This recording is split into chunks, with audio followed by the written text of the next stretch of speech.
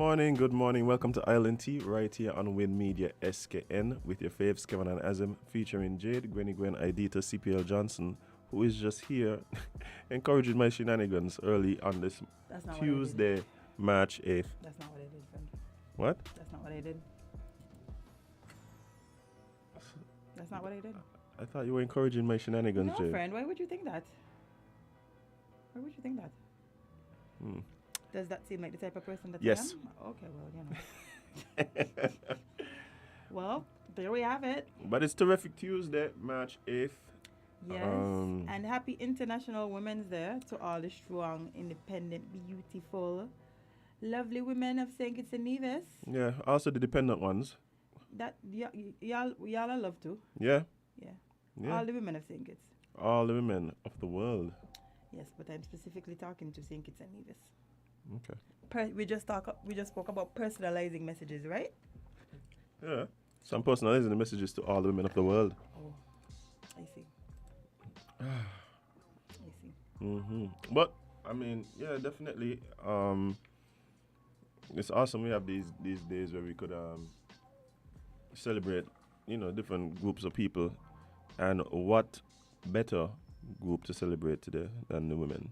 I mean, listen. Hey, yesterday I had a whole conversation with you about the fact that I admire women. Could be. Possibly. Yeah, we had this conversation yesterday. You're trying to paint me as a misogynist. No, that's not it. It's just that a lot of things could happen between yesterday and today for me to forget that conversation. Oh. Yeah, no, I may think you're a misogynist.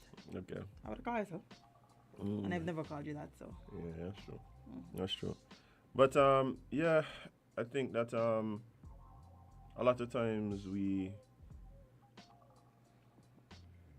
sometimes we could end up taking women for granted.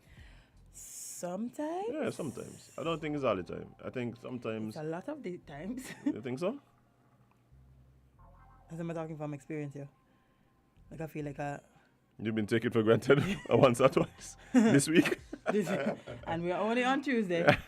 So you know how that's been going. Yeah, but definitely shout out to all the women under the sound of our voice. And, just have a great day. Yes. I hope you guys are showing the appreciation you deserve. Not just today, but at least for the rest of the month. Because I know it ain't going to last long. But, So you think this is a... Anyway, today's not the day for that discussion. Cause Today's not the day for that discussion. No, it's okay. But how was your night last night? Nice and quiet. I'm writing an article, my first article for CPL. Maybe what your topic is? My experience at CPL. Oh. Yeah. So this goes where? Is it going to be posted? I'm not sure. We're going to have to let us know when it's published so we could all Yes. go and watch it and gush. I know. I hope it turns out like how I think it will turn out in my head. What's your writing process? I can't say it on the radio. Of course you can. I meditate. Right. And then I elevate. And elevate, right. And then I release through typing. Okay. That's the short form. See, I have to do the whole I have to visualize, I have to figure out where I'm going, where I want to end. Once I figure out where I want to start and where I want to end, generally I could connect the dots. Well, since I already know where I start and where I end, because I was there, easy. I just have to verbalize my experience. But I guess, when you're talking about writing and so, there's a lot of different ways you could express the exact same things. There are a lot of different ways you could express the exact same things. As a matter of fact, I think we're going to need to find ways to encourage reading. I think there's a lot of people who don't read. Nope. Reading Even used to be though a thing before all these electronic devices. Which is funny because most of what you do on these things is reading. Literally. So I think we're going to need to really find a way to encourage. Because the truth is, the magic of reading can't be duplicated. You can't use technology to get that same experience. You definitely can't. Although some people, some people prefer to read via, tablets and their phones and stuff. But there's nothing like turning a page in a book. Yeah, but I talk about even like using electronics. So like if you use a Kindle or iPad, but if you're reading words and creating the environment and the images in your own head, Mm-hmm. I don't think there's nothing you can't take the reading out of it and have that same experience. Okay. I love reading. I love reading so much that if I have something important to do, I should not start reading because I'll sit there and forget that I have things to do and get lost in the book. Yeah. What type of books you tend to gravitate towards? So I like self-help books. I like a little fantasy story now and again. I like crime novels. I could see. Yeah. Duh. You look like you had your Nancy Drew days. What? Nancy Drew Babysitters Club Goosebumps? As a matter of fact, I think there's a new Nancy Drew like franchise. Really? Yeah, I think they're doing like they Oh, have nice like for me. they have a series. I think there's a Nancy Drew series now. How much seasons are there? I happened to just run into it the other day and I was like, do I want to watch this? You mean on TV? Yeah, like it's a series. Like, let me see. I don't know. I feel like sometimes when they turn books into series, they mess it up. So, Yeah. like one of my favorite series was the Maximum Ride series, where there were these kids that were born in well, no, they weren't born in labs. 3 seasons started in 2019. I might check it out. No, I can show you why you should check it out. Look at the trailer. Oh, CW got vibes, man. Yeah, but the graphics and everything, like you could tell they put some money into this thing. Yeah. Okay, yeah, we can Yeah. this. I keep seeing it and I say, you know what, I need to check it out, but Yeah, because as I tell you, like I love a good book, and when they turn them into series, they usually don't miss the mark. Like I was explaining, the series that I like is the Maximum Ride series, which is about kids that were altered in labs and turned into they altered them and gave them wings and different powers and stuff. oh, what's it called? Maximum Ride. Okay. But then when they made the movie, I was like, well, y'all do this. Yeah, a lot of times. The other thing that is messed up too is when they take anime and turn it into live action. I'm not into anime like that, so I don't know. Yeah, when they take anime and turn it into, whew, Awful? bye. One of my favorite animes, they took it. James Patterson, me too. Yes, Kitty! James Patterson is vibes. It is your soul sister, no? Okay. Comes up. Because I might go reach the library. Yeah. Let me ask you a question. Your first introduction to Harry Potter was the books or the movies? Movies. Yes, Kit. Yes, Witty. I was also upset that they made Tyler Perry Alex Cross. Like, why? Why? This is why you leave things alone if you're not going to do it properly. Because he was popular at the time. Yeah, but Yeah. that's not his role. No, that's not good enough. Yeah. I didn't, because all I kept seeing was was weird. Madea. It was weird. It was weird. This was not giving me what the books was giving me. This was giving me Madea. Live action Madea. Yeah, he did not fit the character. I could tell Not you at that. all. Yeah, Not he did at fit the all. character. But yeah, I think, my first introduction was to the movie. I don't think I've read a Harry Potter book. But well, if you like the movies, I think the books take it up a huge. That's so right now. I have some friends who like they're young children, the sons and the daughters. I have this thing going on with them. I say, look, we need to protect your kids from the Harry Potter movies until they read the book. The Harry Potter the movies are good, eh? The movie's good. But I understand because you can't fit everything. Yeah. We have to get them the books. So there's one of them who's like, how old he be now? Like 7. So I gave him another year or 2 before I gave him the book. And then there's one who's about to make 11, so she's going to get her first set of books. Oh. And yeah, man, yeah. We're getting there. Yeah, we need. I think we need to continue to get kids into reading. That's something that is being lost with these tablets and, these. Yeah, like we happen to read a good book. I think it's just how books are So we market books too, right? Mm-hmm. So we market books. If we market books to children as these things that allow you to create your own worlds and experiences and images and characters, and we get them into that from young. A lot of the time, parents ain't got time. Parents ain't reading to the kids anyway, so they don't have that. They don't have that appreciation for the books. But you could carve out at night I read to Jaden just before he go to sleep. Mm-hmm. And that's because you're already trying to get them to sleep anyway. You're already in there trying to get them to go to sleep. And, so just take that time. Reading a book not going to take long. I mean, tell you read a novel. Not only that, you know what's the other thing too? And I've been going in this gear forever. Turn the mic to me, see. Dear teachers, this is a public service announcement from Uncle Royal. I know you're in class right now, but I know there are many of you who, after a hard day at school, you go home and you turn on Island Tea. This is not an attack. This is just a simple plea. Ease up on the children them with the homework, no, man. Lord, man. Where's the school twice? Ease up on the children with the homework and the projects. The thing what does upset me about the projects, Jade? Is you gotta do them. The parents doing the projects. Yep. Can somebody please, we have to put this in law? Because I don't understand. The teachers not is the parents doing the projects. Yeah, I want to make sure y'all involved. There's no way the 6-year-old child had been running around with a glue gun all last night. No. That's not safe either. The parents them getting so fed up. The parents them literally just saving all the projects in case they get another child. Because they hook up me doing that again. Well, I ain't building another universe.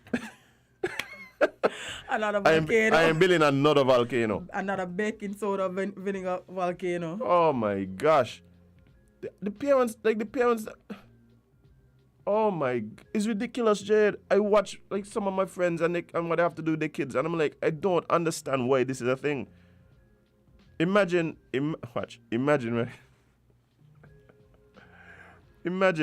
a few Sundays ago. With some people. Don't tell me that the member that had to go home and do homework, But one of the woman decide, hey, I got to go. I just remember I got a project due tomorrow. So hear me, what you doing? A course? What course you doing? Trying to make conversation with the woman. The woman say, what course? Oh, I'm a child in grade 5. At least your priorities in order, see? Child in grade 5, the woman got to rush go home and do a project. At least your priorities. I just be like, I can't understand the workload sometimes for these kids. Like when they're supposed to be kids. And then, even if you're a parent, right? Mm-hmm. Even if you're a parent who makes the extra effort to spend time with your children, the time is spent doing homework. Bye.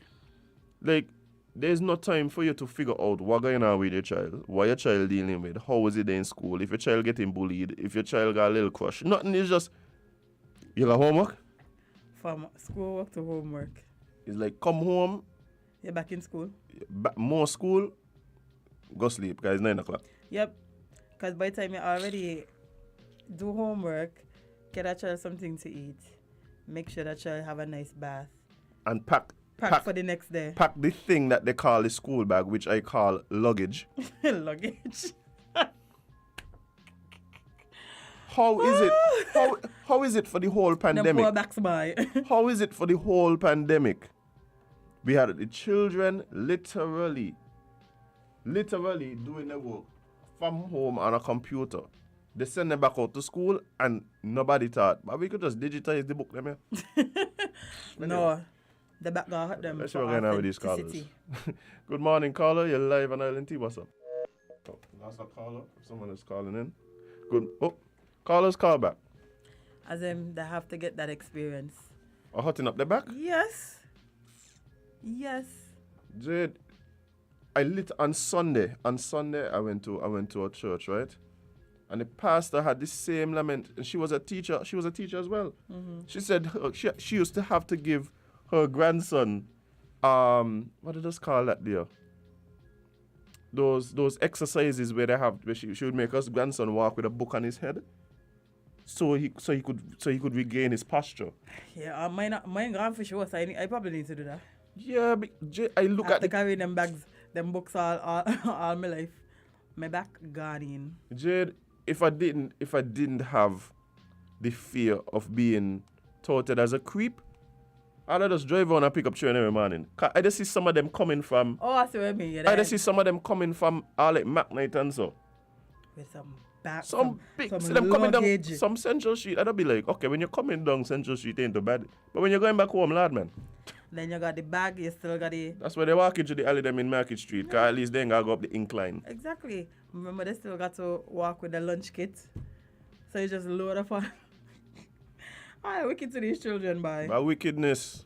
Alright, wicked to these children. Wickedness. You say you done walk from one side of town to the next side of town.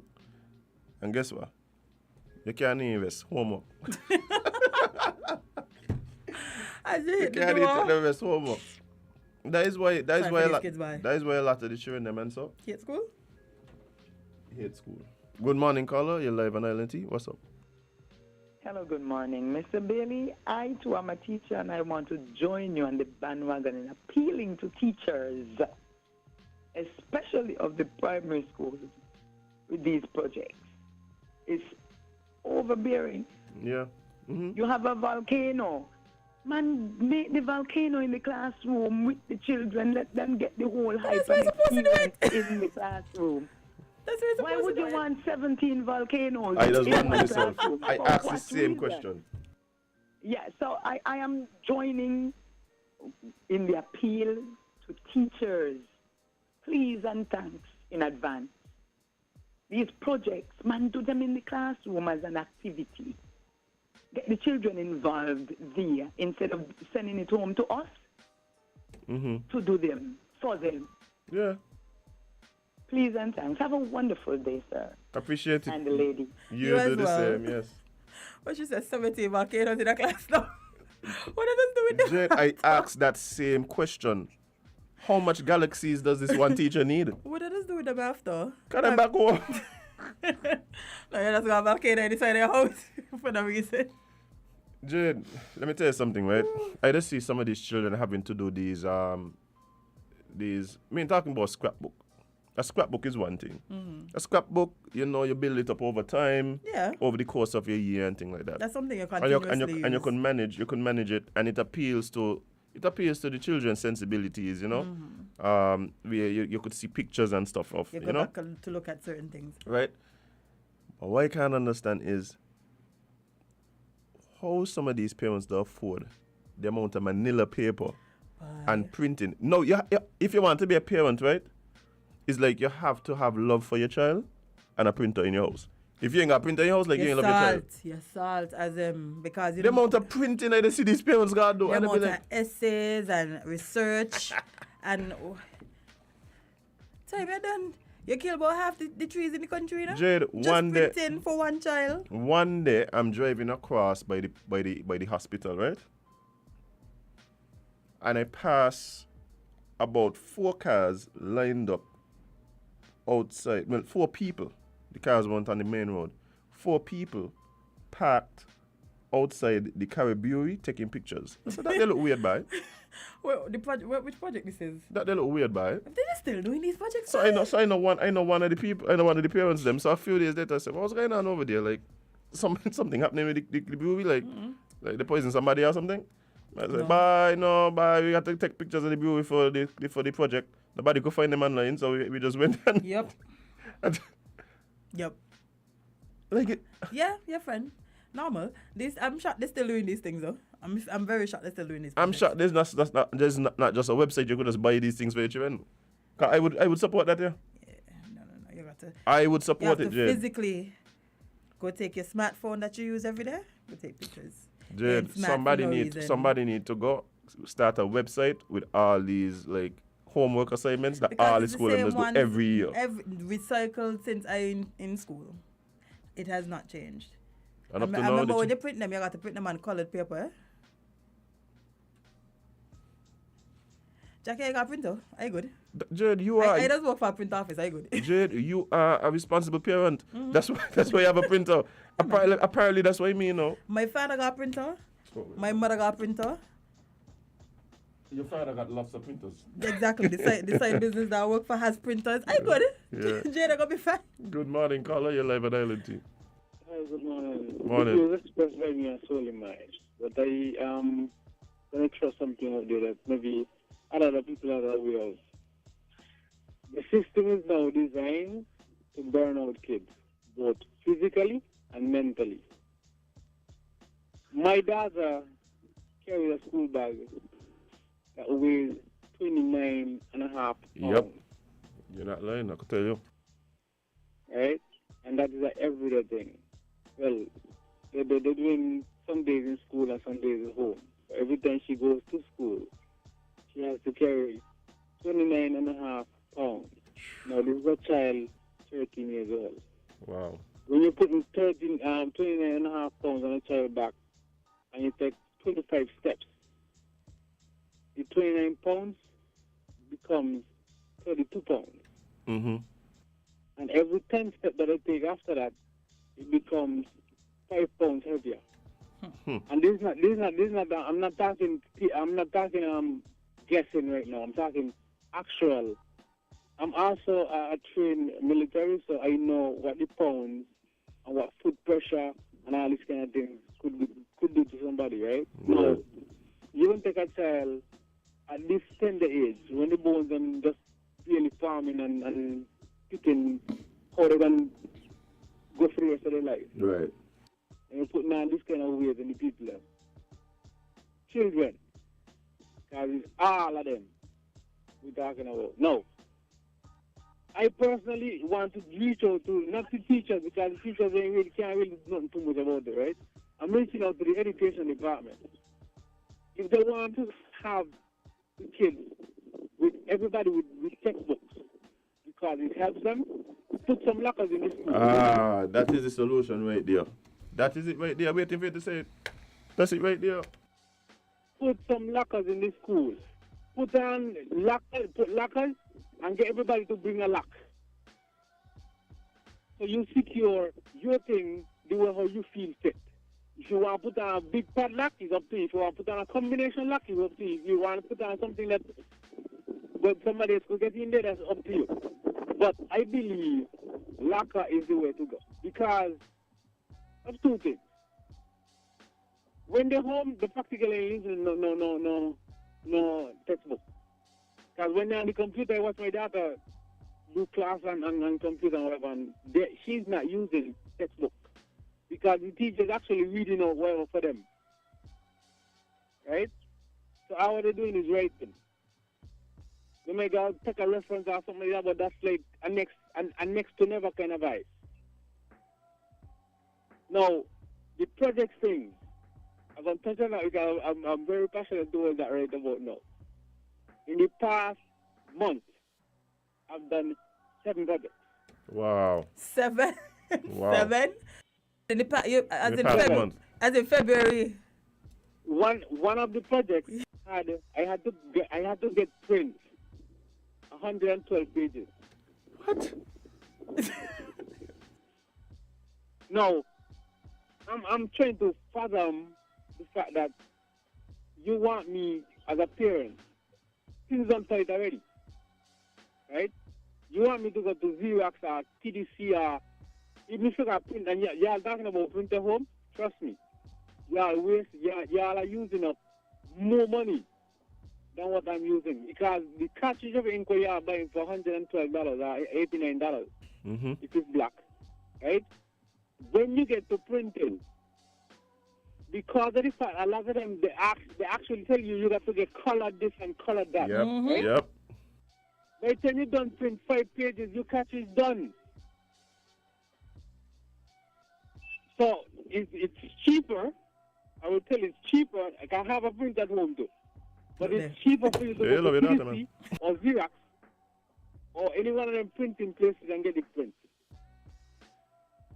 Wow. Because this is just like, trust me, it's ridiculous what they are actually demanding from the kids.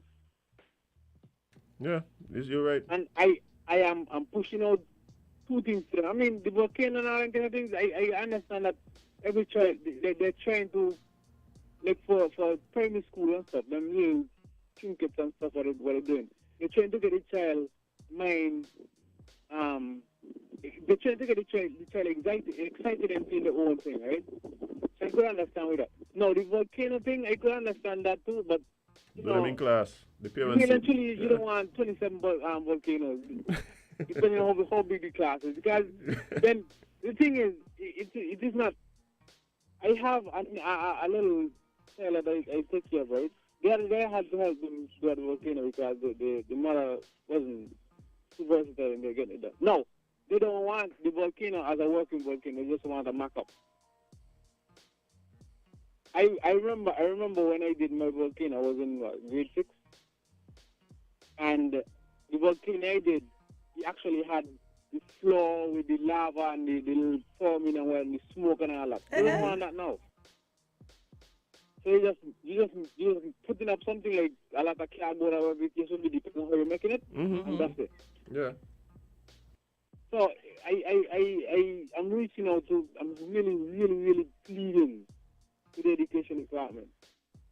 Because teachers then they could only go by the curriculum what they're given. So, you know. But let's get some lockers in the school, please. All this peace money where they're sharing out and all this foolish money where they're wasting all over the place, throw a little bit back in the kitty. Into the education department. I could tell you, lockers, I did my research, and if you had the money, I would do some lockers to my daughter's school. But lockers, you could get 25 lockers for 118 years. Yeah. So, I mean, let's get on the program. I hope somebody in education department listening. But that's it right there, brother. Trust me. I'm sorry I took up so much of your time, but No, Oh, no, it's okay. No, man, No, it's fine. You had a word. It is Yeah, that's good. Yeah, something that's that Yeah, but it's I'm almost sure 99% of the parents who are listening right now, they're saying, boy, this man should have been in education department. But it is something that is needed. Yeah, for sure, direct. It is needed. The lockers are needed. That is something that I am reaching out to I have already reached out to one of the persons, one of the peers that we needed concerning them. Yeah. Yeah, man. Because, Yeah, man. I know. As a matter of fact, right now, every time my daughter goes, remember school tomorrow, and she got to go to school, she vexed. Yeah, I could understand. You mean when she got to go to hard labor? Exactly. Hard labor physically. Yeah. And then they bully them mentally with this like a project and homework and so, I mean the homework. Exactly. I ain't even touch that because y'all have touched it already, but that homework thing, boy. I remember when I was going to school, if I had so much homework to, I would have been the dumbest kid in the class, right? Because trust me, I would have been doing so much homework. Totally understand, man. Totally understand. And I'm not trying to lobby for kids, like whoever kids listening right now. Because I know kids listening to Ireland as well. Right. I'm not lobbying for them to not do homework because I said it. Homework is something that you need to do because it needs to open your mind or whatever. Lord, man. Yeah, reinforce. Too much homework, man. Yeah. Too much homework. So, few things. Education department, please listen. Lockers in the school, lessen the projects, lessen the homework. Amen. Amen. Give me a soul in mind, and I appreciate that y'all gave me the time. I appreciate no it, problem. man. Thank you. No problem. I gone. Yeah, man. Yeah, Oh, there you had it. Couldn't say it any better. Yeah, the caller speaking. Yeah, the spirit was speaking to the caller. Listen. The spirit was speaking to the caller. Yeah, it's a word. But guys, it's that time. It's Tuesday. We're gonna take a short break and be right back. We're talking trash right here on my media SKN. Stick and stay. Don't go away.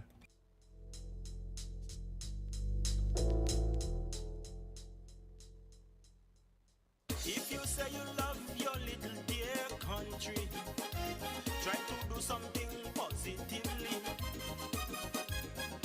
Be a watchdog for the environment. Don't leave everything to the government. reach anywhere. Lit on the streets everywhere. Our behavior is telling me that we really don't care. Take some pride in your country. Volunteer to clean where it's dirty. Tourism development needs a healthy environment. Whenever we litter, we threaten our survival. So those who engage in it should be treated like criminals. So don't be afraid at all if they call you an informer. Report those who endanger our future. So if you really love this blessed land, this situation demands attention. Think about the future generation. Do what we can to preserve this island. The laws for littering we must enforce. We have to let justice take its course. If you are a proud citizen, you have the right, you have a reason to save this land from destruction. You have an obligation to become involved in anything which affects this nation.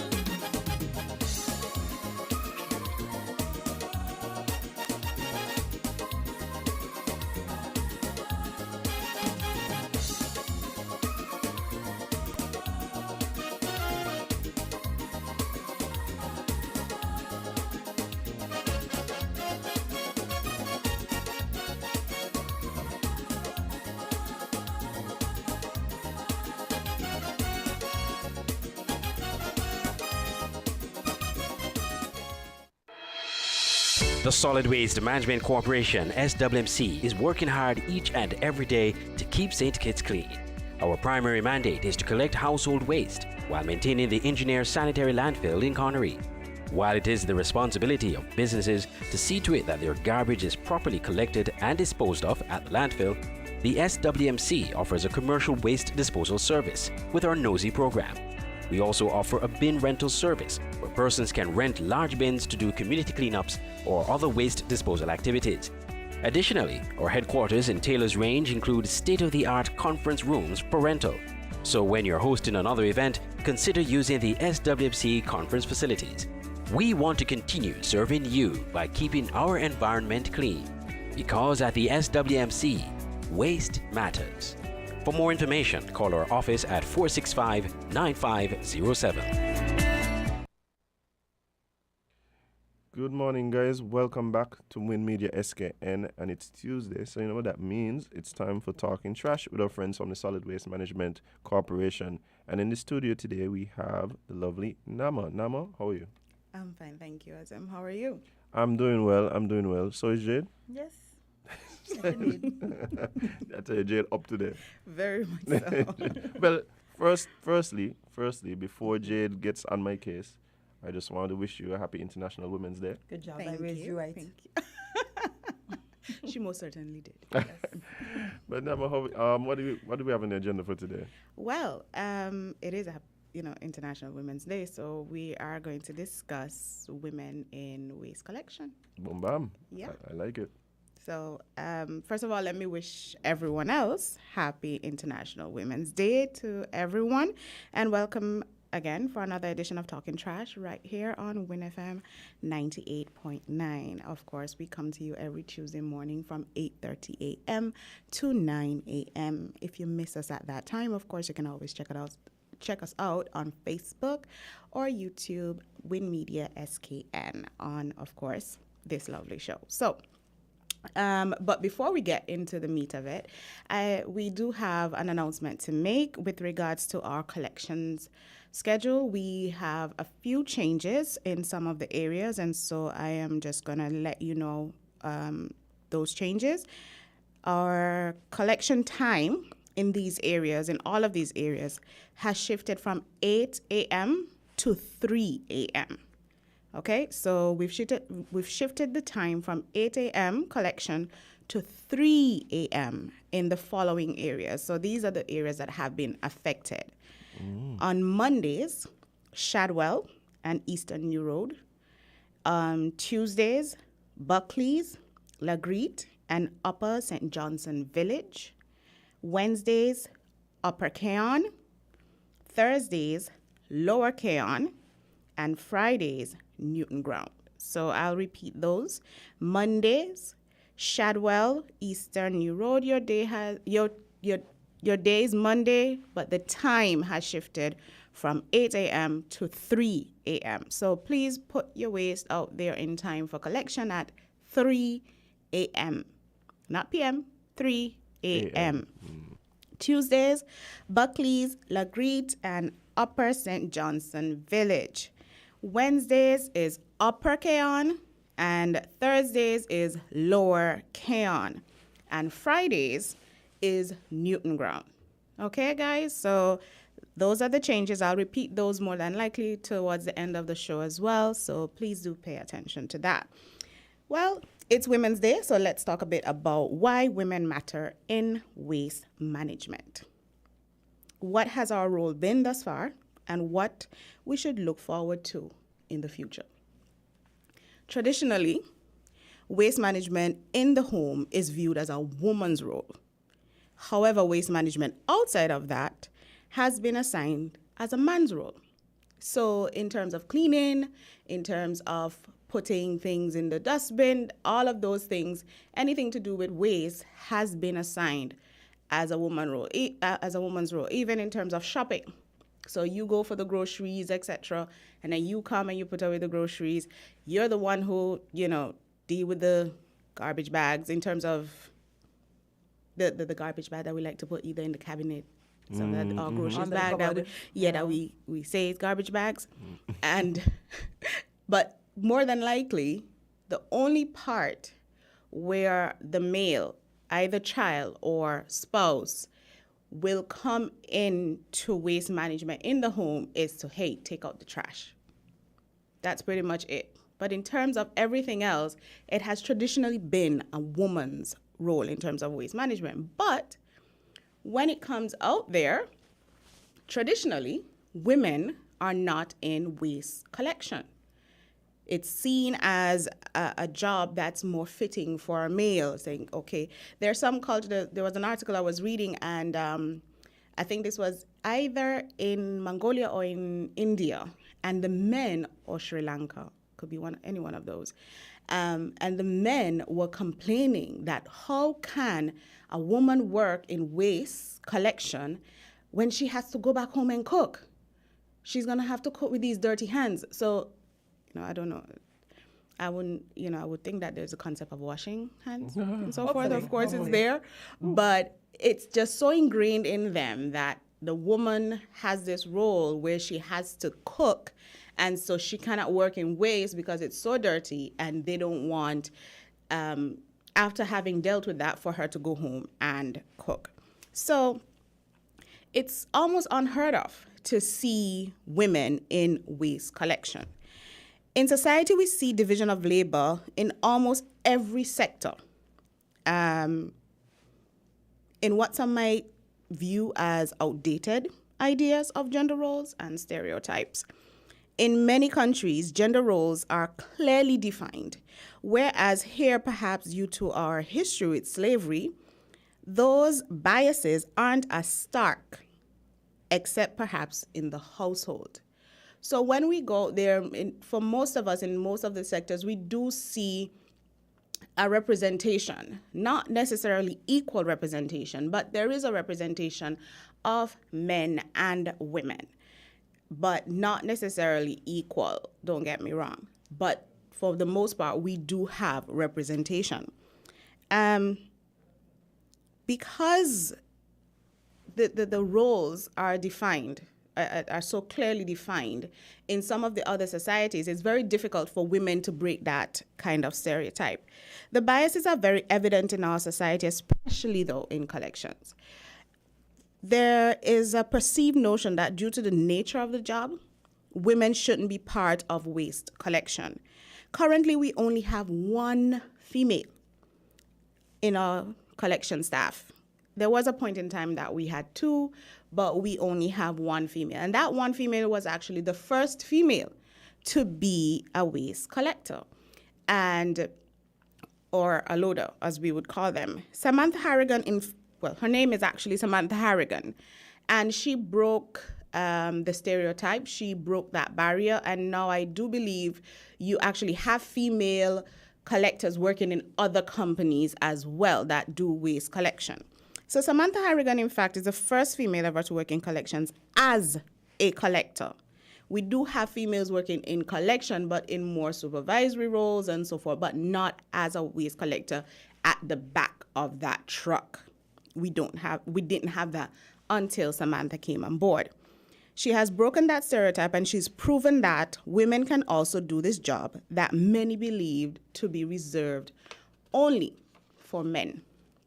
And some still do believe that.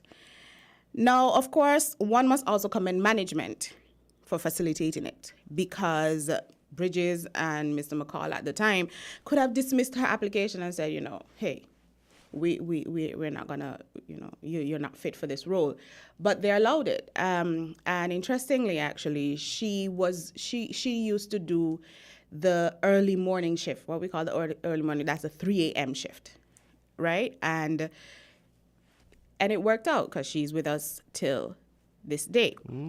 What is fascinating, though, is that traditionally our team of sweepers is made up of majority women. Now, both these groups within the collections department, because both of them fall within the collections department, help to keep our country clean. However, one is male-dominated and one is female-dominated. And one doesn't have to dig too deep to see why. The name sweeper alone says it, because sweeping is traditionally a woman's role.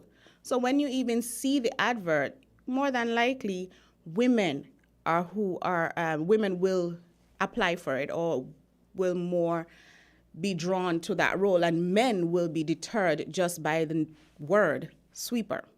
Now, we have made progress, and we do have quite a lot of male sweepers now, so we are finding that balance as a corporation. Our enforcement team, our litter wardens, until less than 5 years ago, was mainly made up of women. Since the inception, I believe they only had one male for quite a number of years.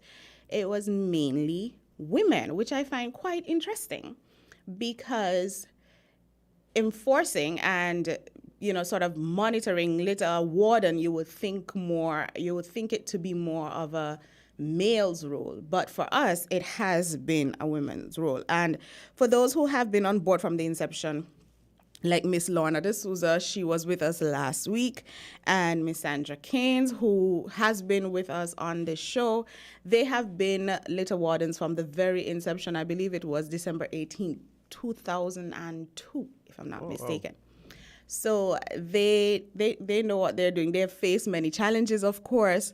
And if you were to ask the haulers, if you were to ask the coconut vendors, if you were to ask the mechanics or anyone who has done any sort of illegal dumping and has had to face the litter wardens, I am sure they're probably a lot more afraid of the female litter wardens than they are of the males. You think part of that might be because, based on what you started with in terms of traditional gender roles at home, persons are more familiar with women telling them to take up the mess than men?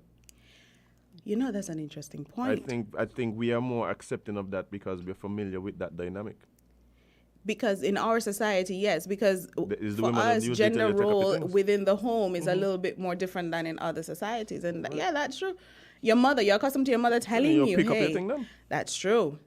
That is very true. So I think, okay, I hope I don't get blows for this, but it is International Women's Day. Maybe we should hire more litter wardens, female litter wardens.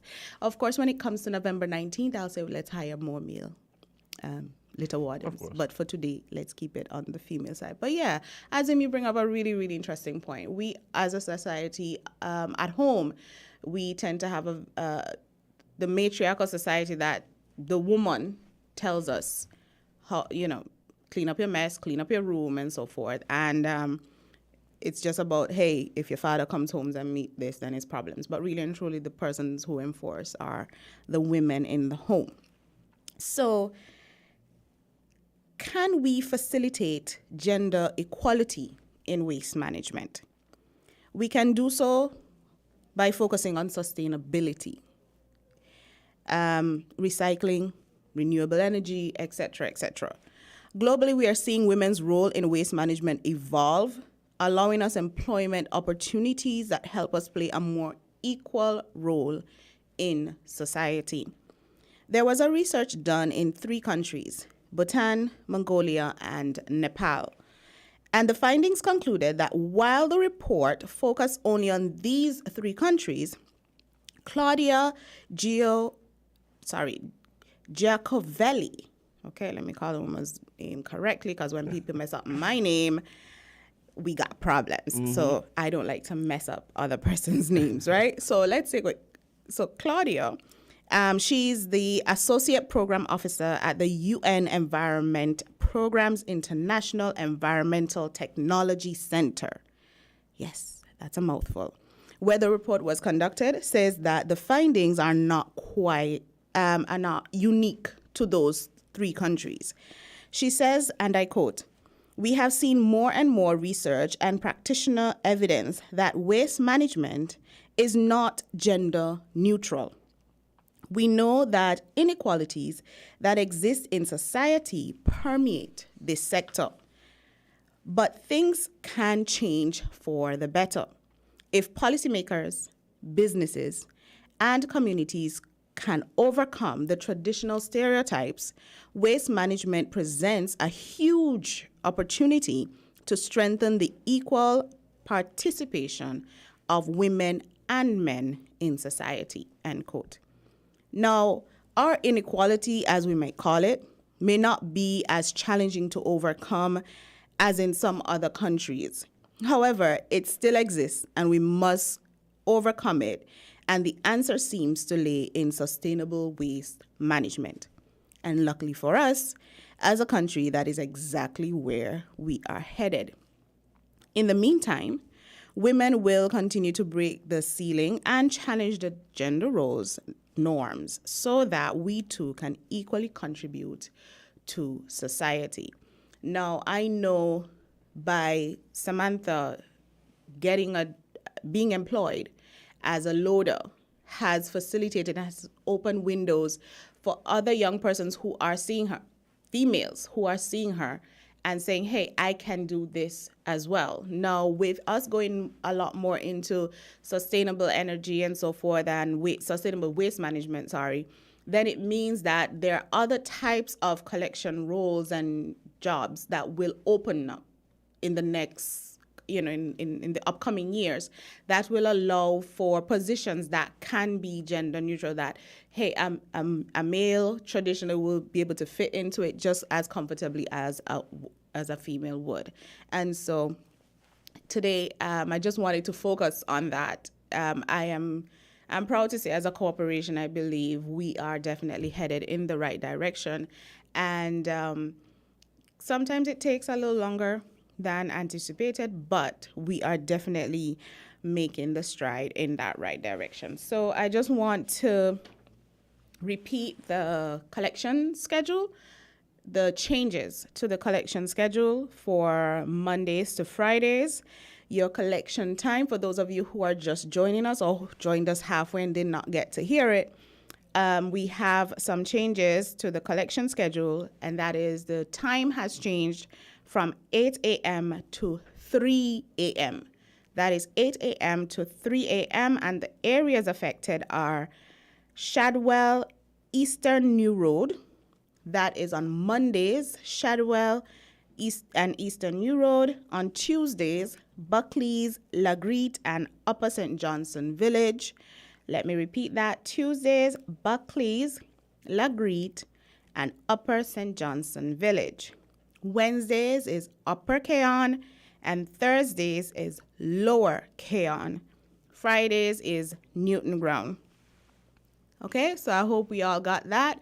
8 a.m., we're not collecting waste at 8 a.m. We are collecting your waste at 3 a.m. So put your bins out there in time for collection at 3 a.m. Once again, let me repeat that the changes, no, I don't think I said this before actually. The changes commenced yesterday. So Shadwell, you would have seen the change from yesterday. And of course, there are some of the other areas that would have experienced the change this morning. And tomorrow is Wednesday, so that's Upper Keon. And then Thursday will be Lower Keon, etc., etc. So thank you all for joining us on yet another episode of Talking Trash right here on WinFM 98.9.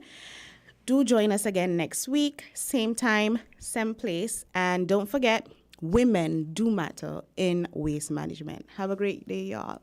If you say you love your little dear country, try to do something positively. Be a watchdog for the environment. Don't leave everything to the government. We dump our garbage anywhere, lit on the streets everywhere. Our behavior is telling me that we really don't care. Take some pride in your country. Volunteer to clean where it's dirty. Tourism development needs a healthy environment. Whenever we litter, we threaten our survival. So those who engage in it should be treated like criminals. So don't be afraid at all if they call you an informer. Report those who endanger our future. So if you really love this blessed land, this situation demands attention. Think about the future generation. Do what we can to preserve this island. The laws for littering we must enforce. We have to let... The Solid Waste Management Corporation, SWMC, is working hard each and every day to keep St. Kitts clean. Our primary mandate is to collect household waste while maintaining the engineer sanitary landfill in Connery. While it is the responsibility of businesses to see to it that their garbage is properly collected and disposed of at the landfill, the SWMC offers a commercial waste disposal service with our Nosy program. We also offer a bin rental service where persons can rent large bins to do community cleanups or other waste disposal activities. Additionally, our headquarters in Taylor's Range include state-of-the-art conference rooms for rental. So when you're hosting another event, consider using the SWMC conference facilities. We want to continue serving you by keeping our environment clean. Because at the SWMC, waste matters. For more information, call our office at 465-9507. Maybe it's the way the brilliant gold liquid reflects our sunshine, or how the bright blue of its label mirrors the clear Caribbean skies overhead. Maybe it's the fresh, crisp taste of this beastly cold beer on a scorching hot day. Maybe it's even the way it brings us all together. But one thing is for sure, Carib is very much a part of who we are wherever we're from in the Caribbean. Carib, it's the way we play. Drink responsibly. Here are your Horsford's Value Mart IG Value Club Blue Tag specials from February 24th until March 9th. Essential Everyday Cranberry Juice Cocktails, $8.99. Lay's Stack Chips, $5.99. IGA or Essential Everyday Chunk and Shredded Cheeses, $7.99. Bird's Eye Steamed Fresh Vegetables, $5.99. Hot Pockets, $13.99. IGA or Essential Everyday Salad Dressings, $7.99. And now, our very low weekly value deals. Gracias, Joanne. IGA or Essential Everyday Canned Fruits, $7.99. Multimeal Cereals, $12.99. Euros Pasta, $5.99. Stonewich Ice Cream, $18.99. Quaker Oatmeal Quick and Regular, $13.99. Gain Dish Liquid Soap, $6.99. Shop Smart, Shop Value Mart. Joanne, in Spanish. Sea listo y haga sus compras aquí a Value Mart.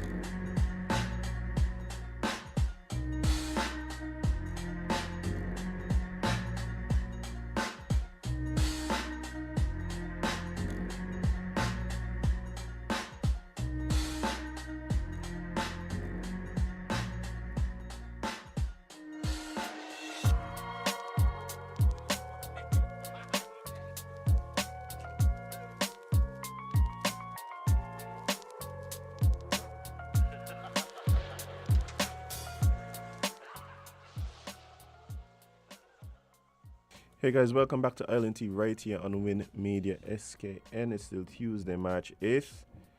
And of course, we just got out of Talking Trash, but we actually have some more conversation with some special guests in the studio with us this morning. We have representatives from the St. Kitts Nevis Robotics Association. Good morning, guys. How are you doing? Morning. Good morning. Awesome. I know you guys have been here before, and every time you guys come, it's just so amazing, the stuff that's happening as it relates to robotics engineering around the Federation. And I know today is no different. There's a lot happening. Tell the folks listening and inform us a bit about what is going on as it relates to robotics and what's going on with the association.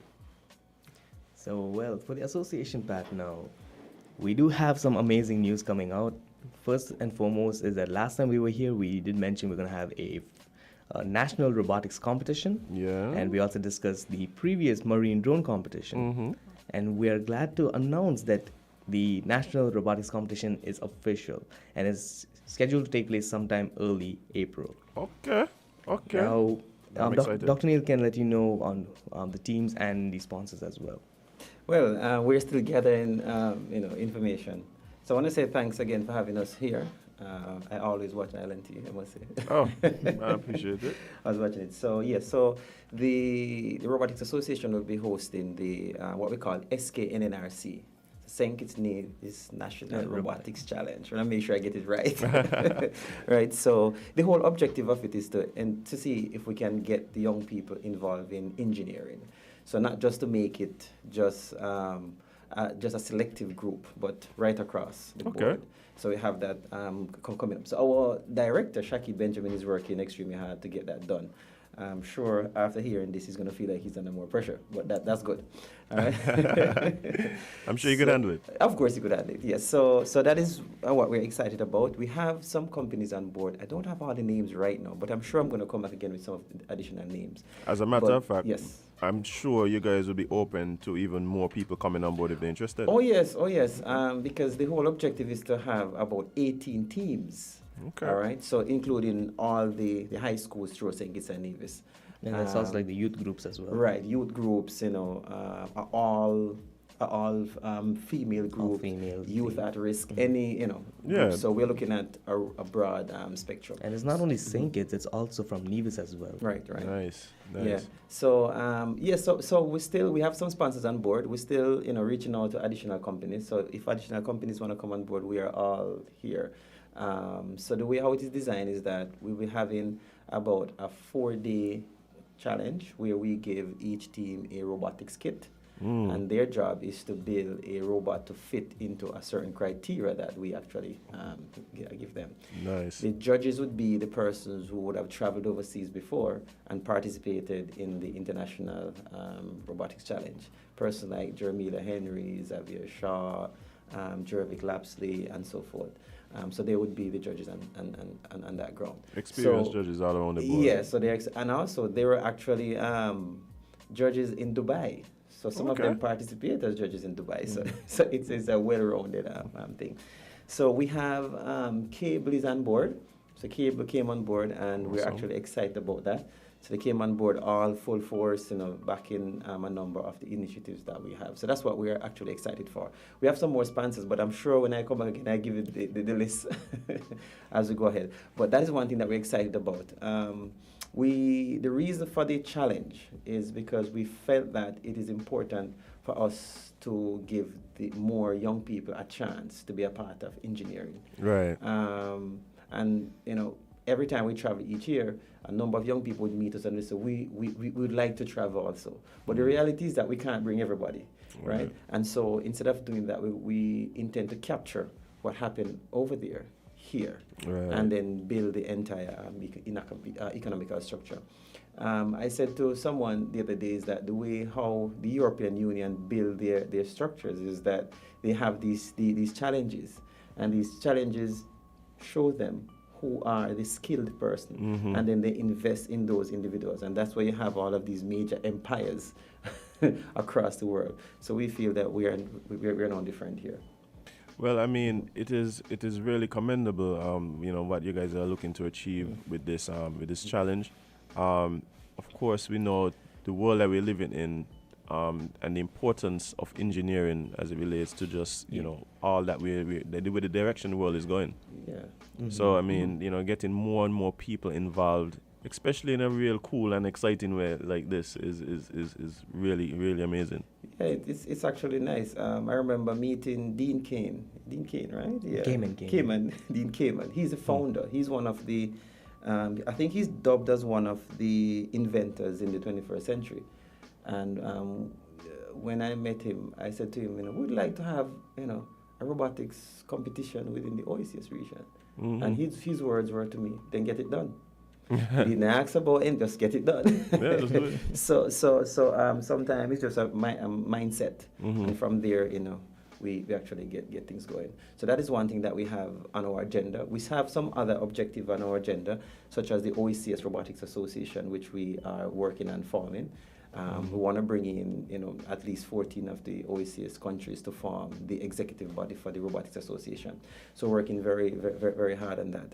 ECCB is working close with us to ensure that happens. So we're happy for that. So once that is done, the announcement is going to be there that now we have an OECS Robotics Association. Now these things are landmark. It's going to be a landmark throughout the region. Primarily because, again, we are putting the young people in STEAM. Science, technology, engineering, arts, and mathematics. Right. And that is accounting for about 83% of the European GDP. Right. And if we can leverage that, then you know what's going to happen, right? So I want to make sure that young people are placed in that position where they can, have fun while doing engineering, while doing math. Some people don't like math. Right. But once you put it in an engineering sense, then they actually will grasp the entire concept. Yeah. Applied knowledge is where it's always work. Yes. Yeah, man. And similarly, just to go a little off topic from Robotics Association, when we say we are having fun while we do things, that's where we bring in the online driving course that we have. And it's, I did it myself the other day, and I'm not gonna lie, it's really fun to do it because you have like gifts, you have like actual practicals that you could see how you're supposed to maneuver a car. Oh, wow. And even all the questions, we have over, I think, 1,000 questions. More than 1,000 questions, practice questions. So when I went and did the written test, I passed flawlessly. So for those actually want the online course where they can practice for the written or even to like learn about manuals. Before we even go into where to find it, just tell us exactly what it is that you're speaking about, because I think some people don't even know that this exists. Right. How's they going to find out? As a matter of fact, I think some people probably overheard a little statement about a driving course in St. Kitts, because I was in Nevis. So they said, wait, I heard about some driving course online. How is that? So, and that sparked my interest there. So a few years ago, what we tend to do whenever we're in the research lab, we have a board and we write down the things that we want to actually achieve. And so we felt that within St. Kitts and Nevis, we do not have our own official driving course. Right. We tend to reach out to other places. And so we created 2 driving courses online. One is for teens. I think it's between the age of, let me see if I get it right, 14 to 17. Okay. All right. And then one is from 18 up. Okay. All right. We fashion it based on how the international, universities and colleges and high schools have it. For example, in some countries you have what is called driver's ed in schools, right? To get the students ready. So we felt that we can design one instead of waiting for somebody to create one. We actually created one based on the British standard. Right. All right. So we created 2 online, and Sanjeev and his team actually spend nights, weeks getting everything. Lots of man hours, I could imagine. Lots of man hours, to get it done. So while they were doing that, I was meeting with the commissioner and meeting with the various personnel to make sure, to make sure that we are in line and so forth. And the success is it is actually approved based on the conversation that we had. So it's supported by the traffic department and the police. Okay. Right. Awesome. Because now it actually fills a gap that we have. That gap of persons wanting to find information, data, and so forth. That is amazing, because I know, for instance, Jade, I point your business out there, but she's going through the whole process of learning. And one of the things she was saying is like, we're supposed to find these questions. We're supposed to practice. Like then about this, she literally just asked me a few, like maybe 2 months ago.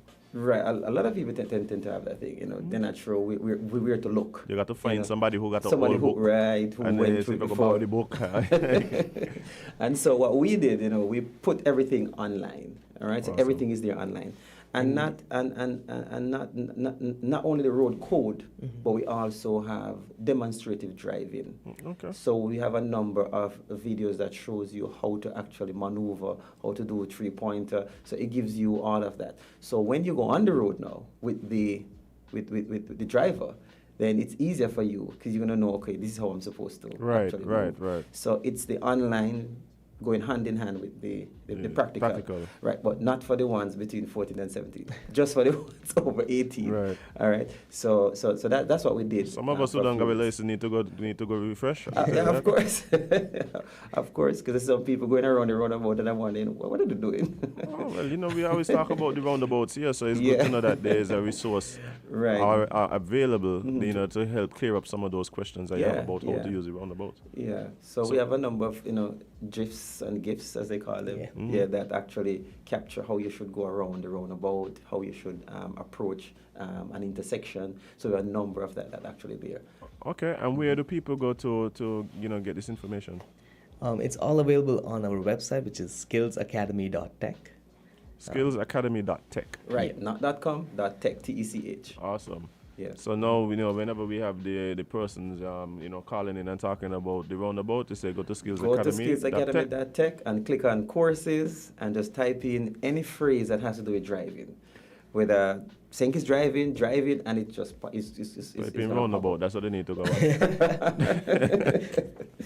And so they will see it there. So we are actually very much proud of that. So the proceeds that come from that training is going to go towards like the robotics team and so forth. Right. So that's what we tend to do. So that's something that we're proud of. We launched it, I think it was January of this year. Yeah. We launched that particular driving. So Sanjeev actually tried it himself. So he did a test, and he was able to pass his exam instantly. So it worked. So what we did was that we actually reached out to several agencies within the UK, and we were able to fashion a number of questions. When I say a number of questions, I'm talking about over probably 600, 700. It's over 1,000. Right, but they are categorized in different groups. Okay. So you have we actually diagnostics. have bikes as well. Right, bikes and so cars.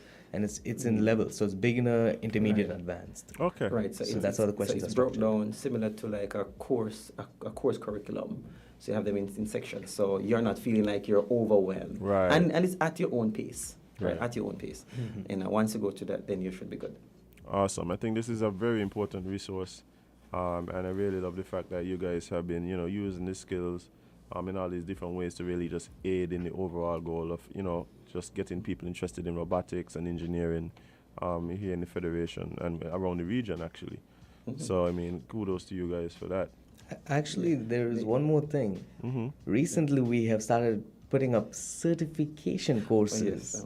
So if someone wants to certify themselves officially for, let's say, networking or Microsoft and so forth, they could do so on skillsacademy.tech now. Okay. You see, Sanjeev is the man is in charge of that, so he's reminded me of these things.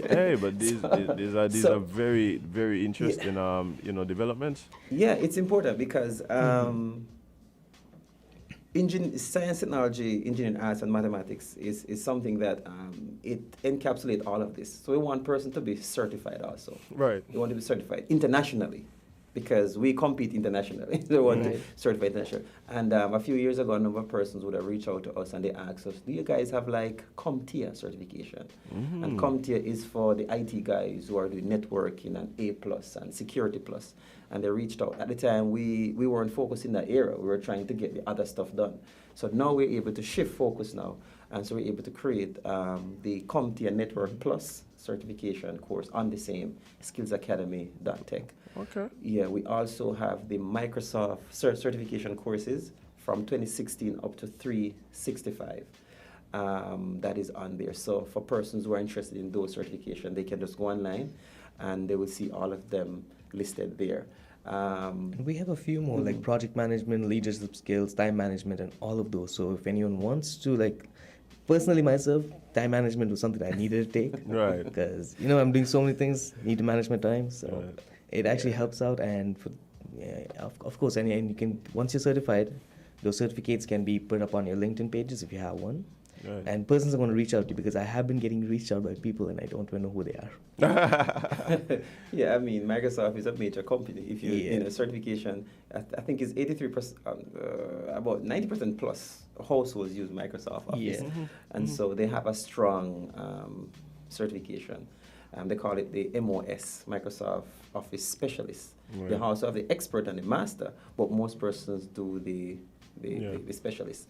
And so for persons who are within corporations, like doing the spreadsheet and so forth, you can be Database management and stuff certified. like that, Yeah, you can be certified, because you can't really approach a company and tell them, oh, I can use this. Right, Or right, right. No, they want to say, they're going to say, where's the paper? Right. And it also Let me see the makes your paper. resume So- stronger. Right. Right. So we also have those that we place up there to ensure that persons are And certified. you want to know that when you go and you take the time and you put in the energy and the effort to learn a new skill, that you then have something that could say that I Right. did just that.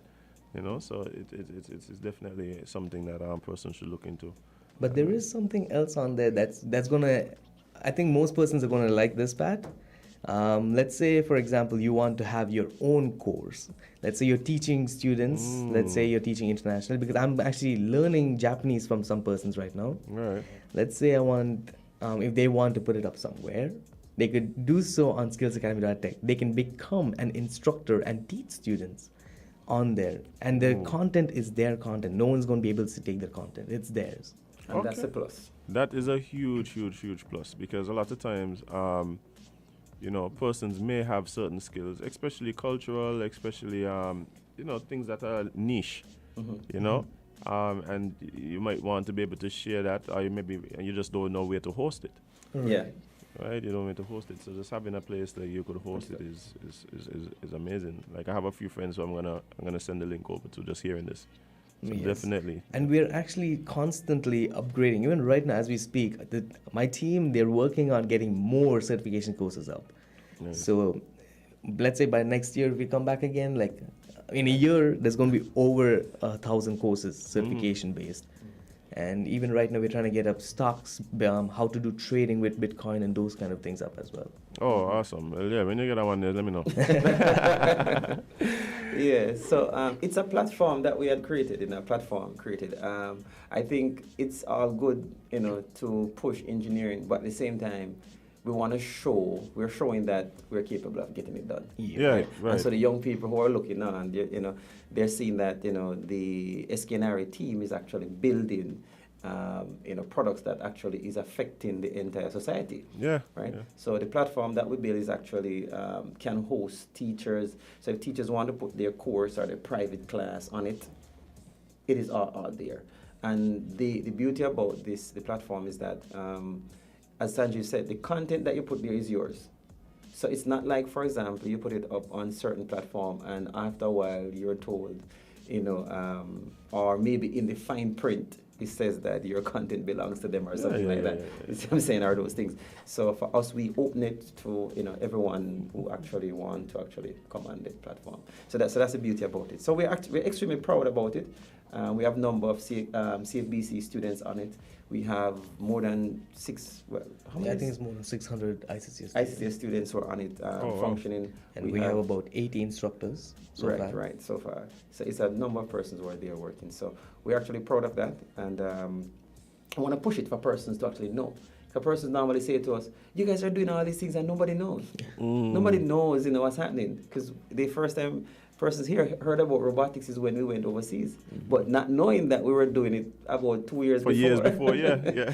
Right, for years before. Right. So it came out at that time. So that is something that we are proud of. So we are, imploring everyone, check out skillsacademy.tech to see what's going on there. We have a number of courses there that persons can actually And we actually have a 24/7 support system as well. Yeah. So if anyone has any issues, they can't find something, they can always reach out to us, to our help desk, and we are going to be 24/7. We're always on. Because even last night I didn't sleep till 6 o'clock. Yeah, because I'm always up. Someone's always up doing work. Right. So it's 24/7. And just like you mentioned, you want to send a link to your friends. We are actually going to be in the square this Saturday from 9 a.m. to 4 p.m., where we're going to help persons register into their favorite courses. Okay. Awesome. Yes. So the team this is gonna be- Saturday, this Saturday. in the Yes. square. So we're going to be in the East End Independence Square. We're going to be from 9 a.m. to 4 p.m. And we're going to be helping persons register into courses and so forth. Well, guys, you guys know what you're doing on Saturday. You know, take some time, go to the square, check out the guys from the Robotics Association, and sign up. Get certified in something that you love, man. Like you said, there's tons of different courses. You must find something that you like. Of course. But I think we kept the best for the last. I think we kept the best for the last. The robotics competition that happens every year, the Olympics, they announced on March 1st the 2022 competition. It is scheduled to take place in Geneva, Switzerland. Okay. Face to face. So after 2 years of online due to COVID, we are finally able to travel again. And this time, they haven't announced the challenge criteria yet. Most likely it'll be done April 1st, as usual. But right now, we have already started registration on our website, which is SKNRA.org. So that's the Robotics Association's official website. Right. So we have opened up the registration links. So all persons have to do, once you're between the ages of 14 and 18, you can participate as a member. And once you're above 18, you could participate as a mentor, but we will have to go through an evaluation process where we make sure that you are actually fit to be a mentor, where you can actually teach the students and members precise information. Because sometimes, even myself, sometimes I might say something, but it's not really right. Right. And then I just step in. So, All right. So we're actually excited about that. 2022 is going to be in Geneva. That's something that we're excited about. So for persons who are interested, who want to, be a part of the process, we ask them to register on sknra.org. and they can check become a out our member. socials as well. Right, and our social media presence. Yeah. So all of our social media pages, Instagram, Facebook, Flickr, Twitter, and LinkedIn, all of it has the links to the subscription page, so you can go register now. So if anyone's interested, they can do it now. And the reason I'm emphasizing this is because every year we have this trend where right after a competition registration is done, we have a lot of students saying, "Oh, I didn't know there was a competition." You see? Yeah. Well, jump on it now, guys. It's official. We're back to having in-person robotics Olympics. And go on and send the website one more time so people could go on and register. So the page to register for the robotics competition is sknra.org. It's sknra.org. All right, awesome.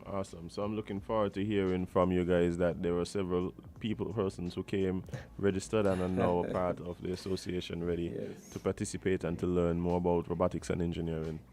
But guys, it's been amazing. I'm talking to you guys as usual. We're looking forward to you guys coming back and just keeping us up to date with what the association is doing. Every time you guys come, it's just like, it's amazing what you guys are up to.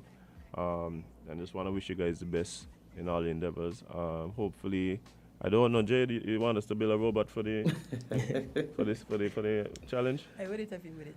Okay, we don't. Give us a kit. But we definitely try and check it out and look at all the amazing robots that are gonna come out of this challenge, and see all the great engineering that persons put together. Of course. But again, thanks again, guys. Appreciate it so much. No problem. Thank you very much for having us. Thank you. Yes. Guys, we're gonna take a short break and be right back right here on With Media SKN. Stick and stay.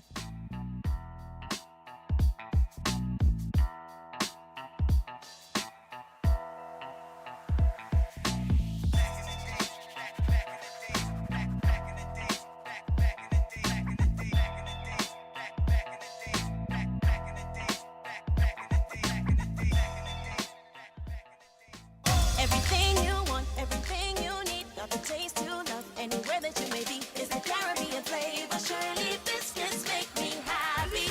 Shirley got it all about the flavor. Shirley never let me down. And I lime it at the beach on the town. Shirley biscuits always feel like home.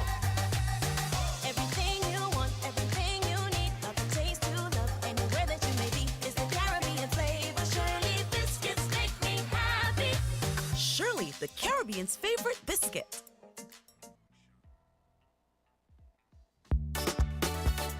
Rams is for you and me. Giving back to community. Rams is for you and me. Better for your family. Better service, better price, better value, better choice. Rewarding you for loyalty. Rams is for you and me. Better price and quality.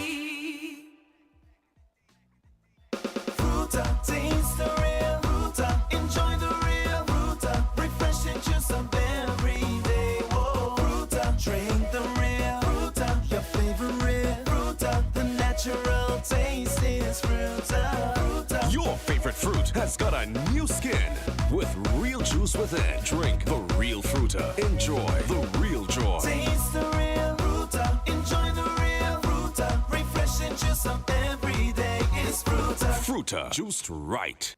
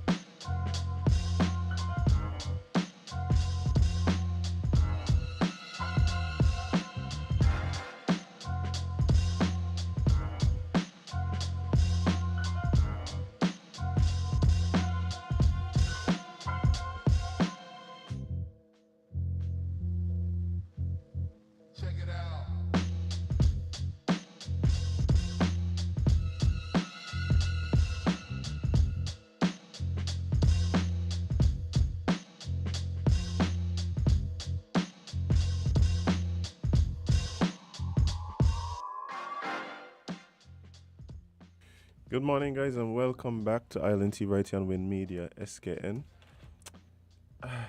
With your face, Kevin and Azem featuring Jade, Gwen Johnson, and it's tea time. Now, Jade, why don't you give the people the COVID situation report update? Sure. As of yesterday, Monday 7th, we've had 0 confirmed cases and 0 recovered cases, which still keeps our total number of cases active at 4. Now, somebody need to tell me why these 4 people ain't want to recover. Yeah, I understand. Just holding back the It's country. a fresh 4. It's a fresh 4. Fresh? How many fresh 4 we ain't had no new cases in like a week? No, we did. We had a... One here, one there. No, we had 5 someday. Let me tell you that. What you? Someday they buy it. I just feel it's the same 4 people just wouldn't recover. Yeah. Not bad. The same 4 people won't recover for 2 months now. See, it was 3. 3, we had 3 confirmed on Saturday and 5 recovered. So this 4 fresh. Well, no, these 3 fresh, one taking the daytime. That one Yeah, is them going 4 to- people just holding back the country. Oh, but of dear. course, guys, we wishing everybody who's still dealing with COVID a speedy recovery, Indeed. full recovery as well. Yeah, but I just love to see the fact that we do seem to have gotten past this last wave. Yeah, we're on the right track. Yeah, we're definitely on the right Hope we track. don't jinx it, but... So we want to talk about next, the death toll from corona. We could just mention it, just really quickly. Okay. Because people feel like this thing is a myth. Apparently. All right, guys. So an article posted on, of course, WinMedia, SKN.com. There's a headline that reads, "Death toll surpasses 6 million for pandemic now in 3rd year." The official global death toll from COVID-19 eclipsed 6 million on Monday, underscoring that the pandemic, now entering its 3rd year, is far from over.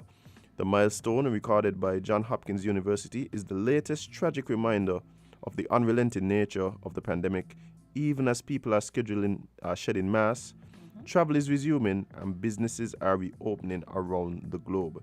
Remote Pacific islands, whose isolation had protected them for more than 2 years, are now just grappling with their first outbreaks and deaths. fueled by the highly contagious Omicron variant.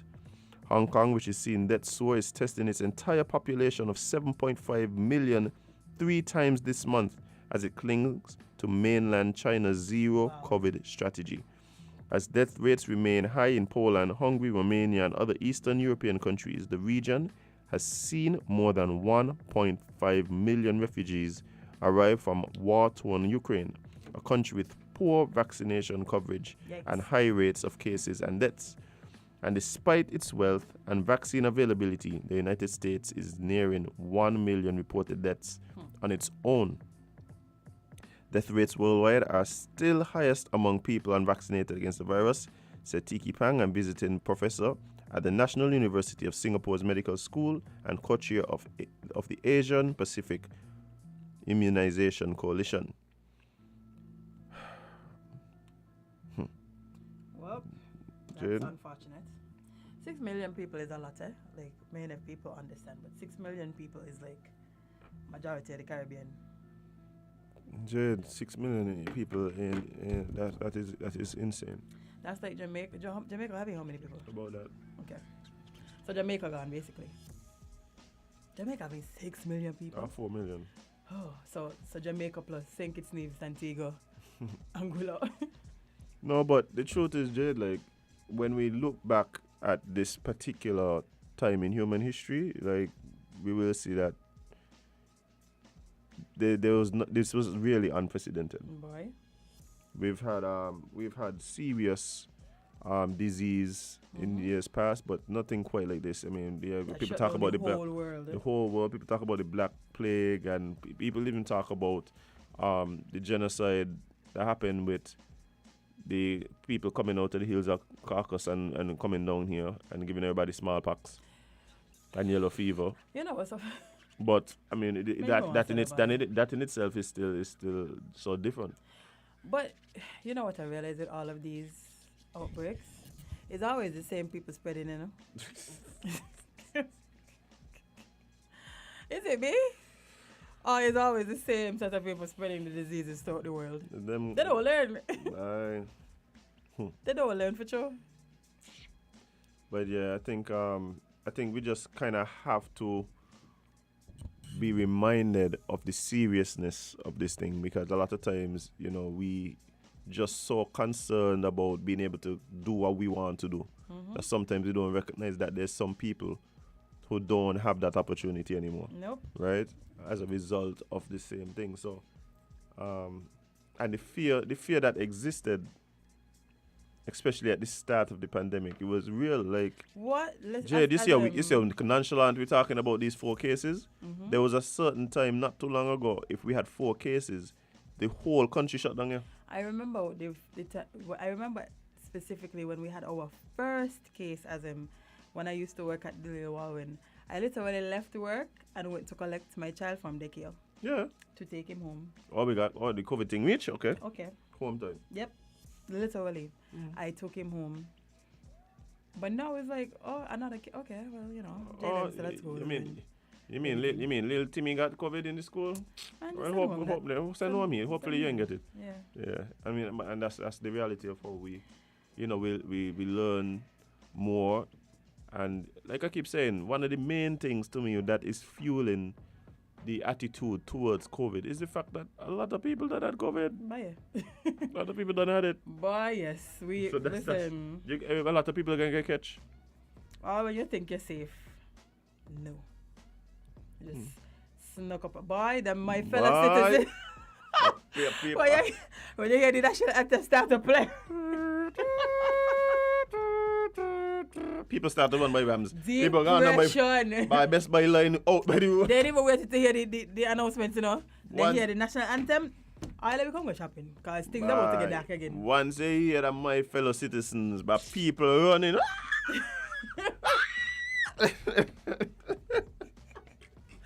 That used to literally scare us. Hey, but the national anthem, you know. The national anthem scaring us. What?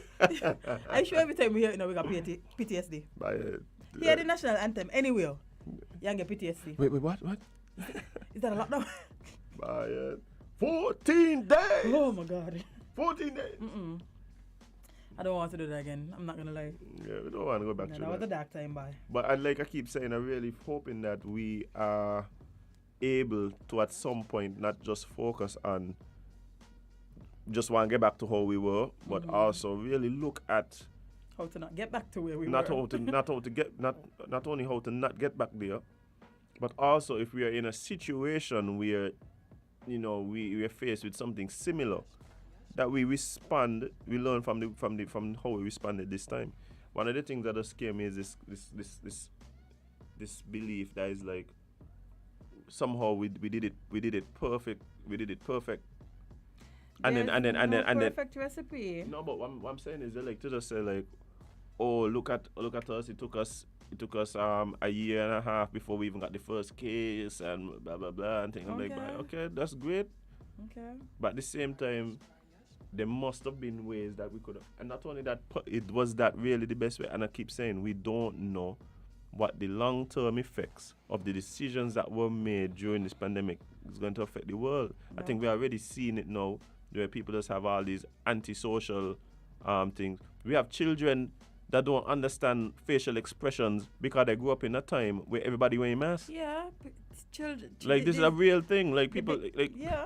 People like there's young children right now, 3 years old, Jade, who are having problems understanding social cues because for their entire life, people been walking on the mask. Yep.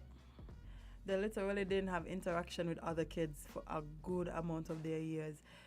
Not only that, talk about the kids who missed out on the school experience, the usual school experience, because no.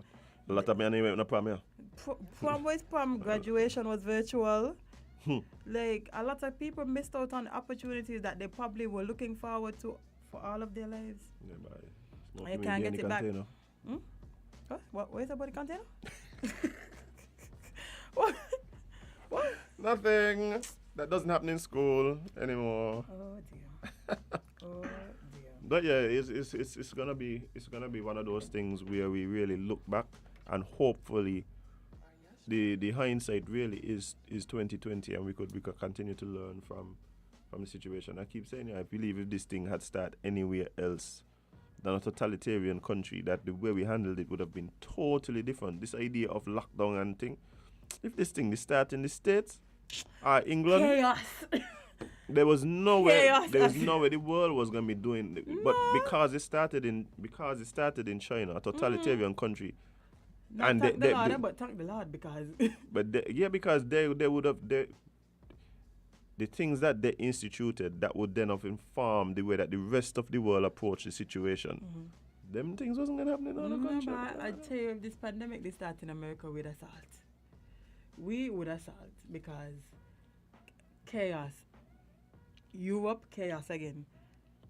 Because you literally could look and see how they handled the pandemic, and you're like, are they serious? Like they had people were literally having protests over masks. Jade, there were people who took their children out of school, not because the school wasn't allowing them to wear the mask, but because the school said you had to wear a mask to go.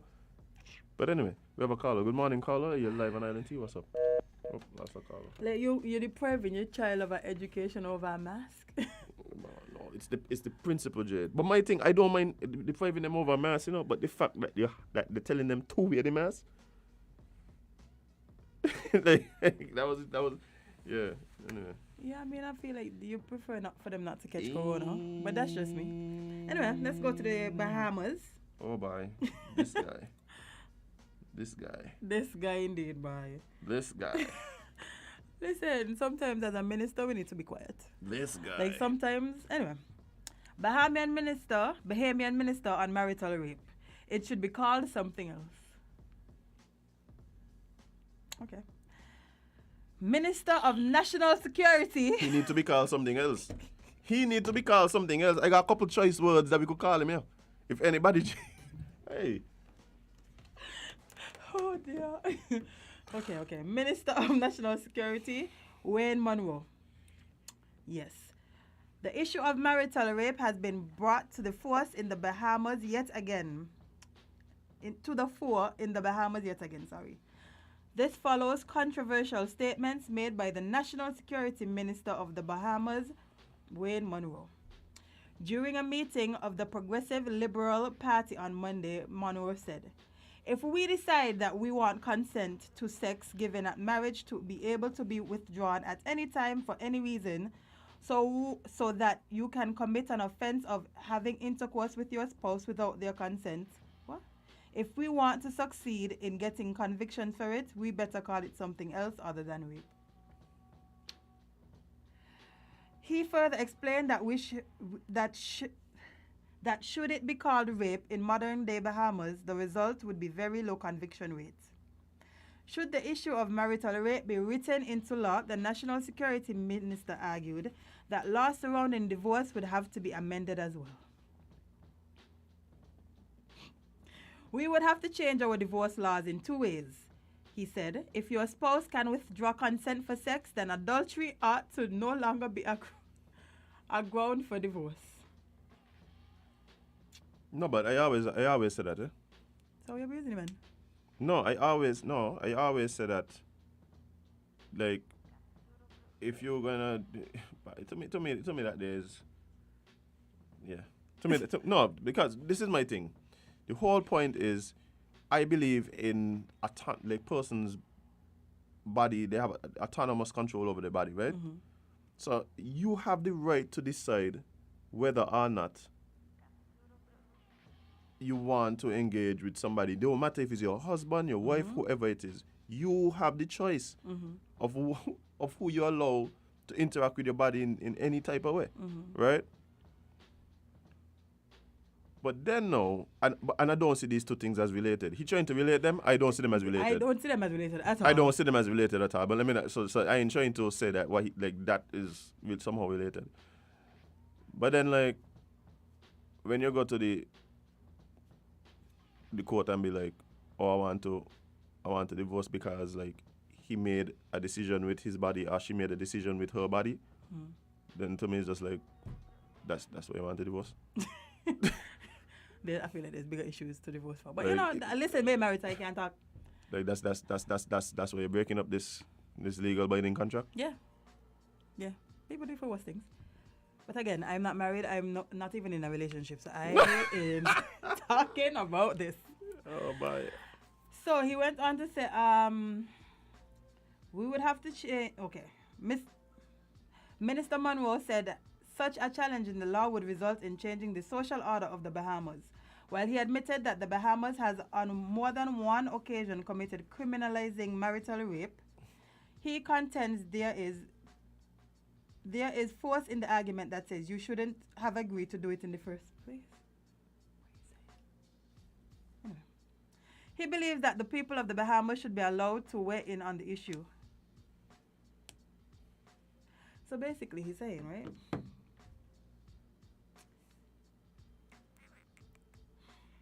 He's saying it's hard to convict somebody of marital rape because they're married. It feels to me, and I'm not saying that's what he's saying, but it feels to me like he's saying once you're married, you should be allowed to have unlimited access to your spouse's body because that's what you signed up for. Is it me? That's what you say? It kind of feel like that is the underlying thought behind his statements. So he don't understand consent as a big man? I think what he's saying is that those rights are somehow you somehow lose those rights when you agree to get married. Interesting. And this is the reason why, this leads me to a deeper problem, and this is something that I keep stressing, even when we've had the conversation about non-traditional relationships. And so I say, you want me to tell you what the real problem is? The real problem is that too many times we see relationship, right, as a means to sexual expression.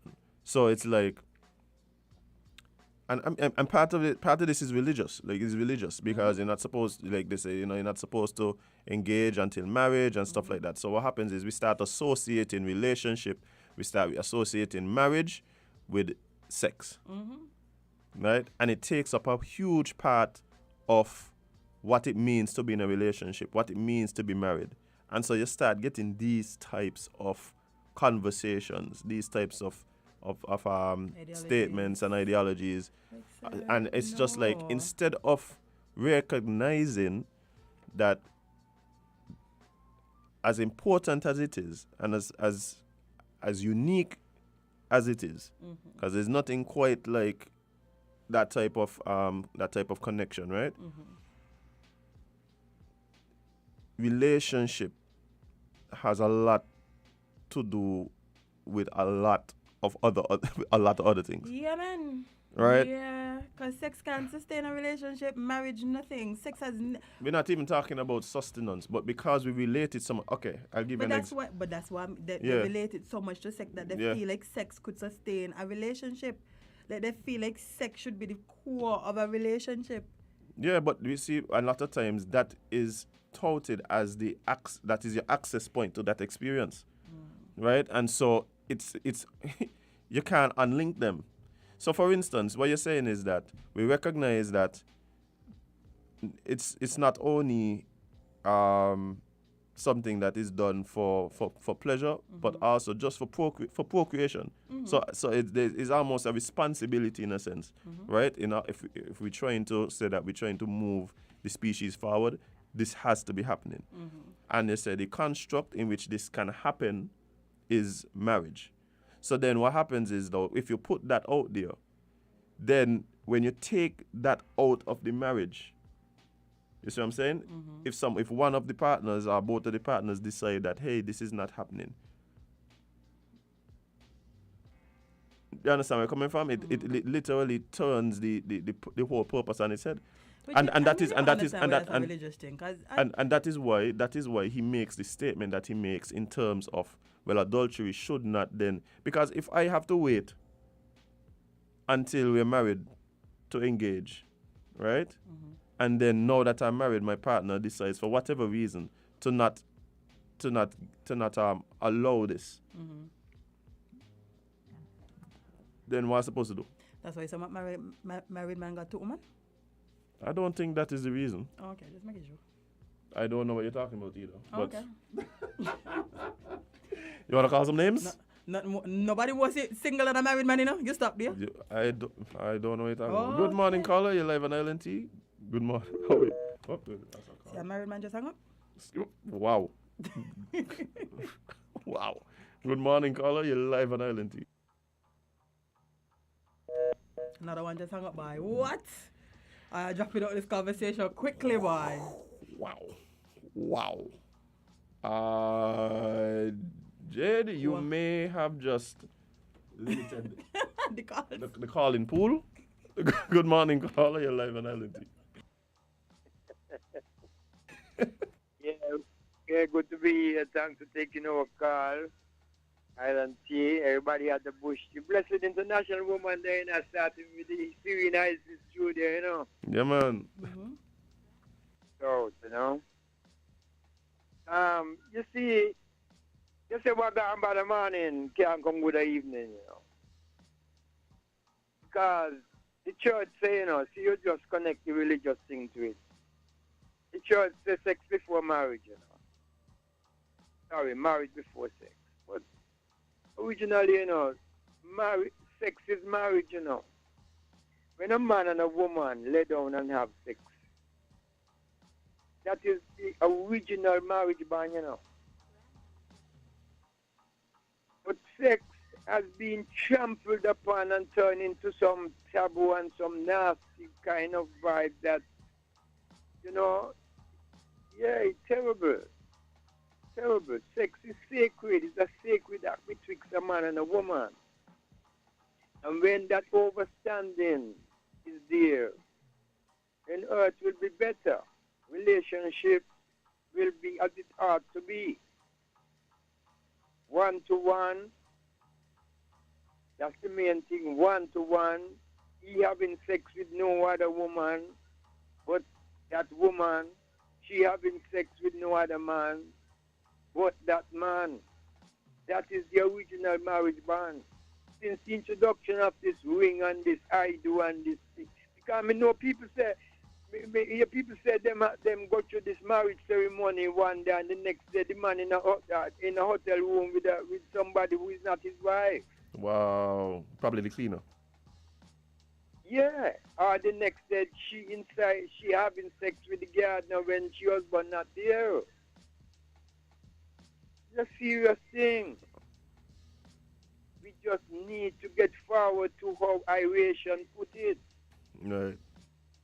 Yeah, we need to get there. We're far, far from the original liberty of how people, human being was created to live, and that is what causing the confusion.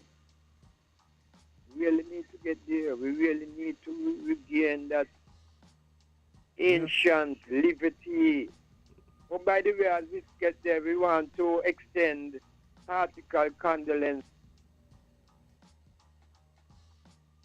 Hello? I said that on behalf of Rastafari and St. Kitts want to extend condolences to the Morgan heritage. Yeah. Heritage. For sure. Will do. Let's Yeah, man. Actually, we spoke to Mojo again yesterday. He was there telling, so I let him know like, by St. Kitts people was definitely showing love and respect to their dad and things. So he was very appreciative, and just really expressed thanks, for those sentiments being, so yeah. But Jed, this guy, I see.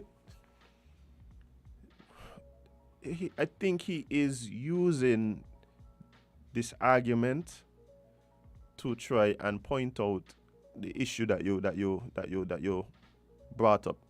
And the issue that, like you said, the underlying thing is like he's trying to say basically like, by if you don't have full autonomy over your body. That's not how it works, bro. But how it works, and I hate the argument so much because So let's push the argument forward. Again, we both don't agree with the connection. Definitely. But let's push the argument forward just because like that's where he took it, right?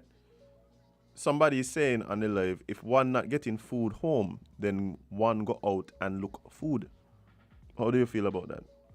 Do it. You do it. If that's what you feel like to do, sir, as a grown man, you do that.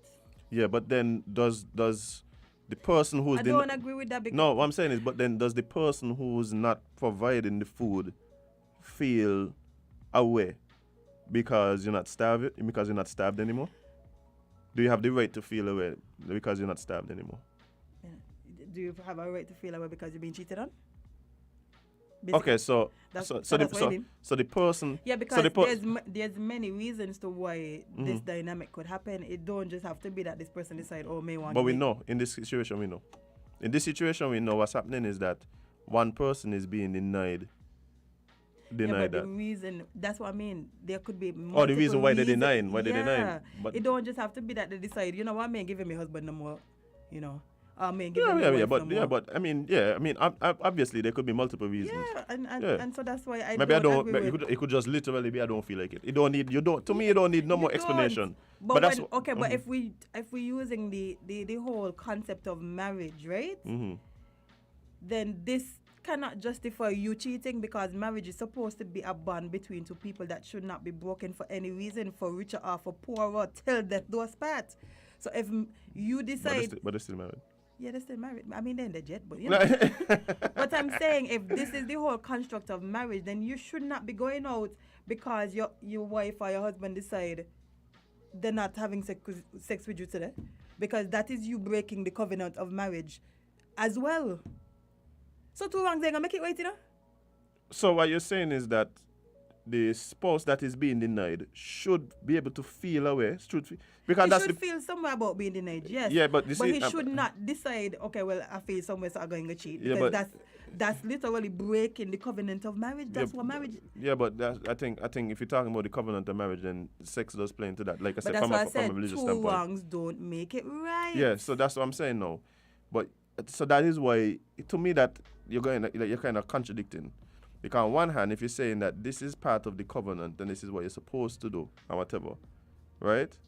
Then does the person have the right to choose whether or not they're doing it or not? Or should they not have a choice as to what they do? Everybody have a choice. You see? Everybody in the situation have a choice. Right. They should have choices. I think what But I'm happened... saying the two choices, you choosing to do something because I'm taking one thing away from you that you feel like is the most important thing should not. No, I ain't let you get off that. The person don't believe it's the most important thing. The person say, if you ain't getting food home, you go look food. I understand that. It don't mean that the man isn't present. It don't mean the woman don't love their husband. It don't mean any of that. The question I was asking if you love me, you ain't gonna hurt me later. You know the consequences of you going out and cheating on me. You could break up the marriage. But that's the consequence of you making a decision that you're making too. Not having sex with you for one day? You gonna do it? It's not one day. Come on, Jade. That's generally not what people speak about when they talk about it. So you really think that there's people out there denying their husband and wife for a lot of different reasons, like you said? Yes, sometimes people dealing with depression. Yes, that's a real thing, Jade. That's a real thing, Jade. So extended that you just for months upon months. Yes, Jade. Oh. Jade, that is a thing. Maybe you should have a conversation instead Jade, of you just the conversations been happening. Okay, for instance, right? A lot of times, for instance, this happens a lot in marriages after a baby comes on the scene, right? Sometimes months pass. No, but what? No, like yeah. But we promoting that. But what I'm saying is, sometimes people dealing with depression. Sometimes people just dealing with a lack of confidence in their physical appearance. Sometimes people just under a lot of stress from a different area in life. For instance, at work, right? Man come home from work, he under pressure. He working long hours. He come home. One day could turn into a week could turn into a month could turn into 2 months before he's in a position to really, be in a place for that. Mm-hmm. And so it happens. For a lot of different reasons. Okay, so do you feel like there's forgivable instances where this could happen? Of course, it's forgivable. And on both ends, I think you need to, like you said, communication. You need to understand exactly where your partner is, right? Because at no point in time, should a person be forced into any type of sexual experience without their full consent. And I'm glad you said full. Right? At no point in time. Mm-hmm. So of course, if the person is not in the mood, that should be forgivable, right? But also, if the person goes out again within the confines of the relationship, you want to tell me there is no forgiveness for that? Well, I can't say that because no fire does forgive for less.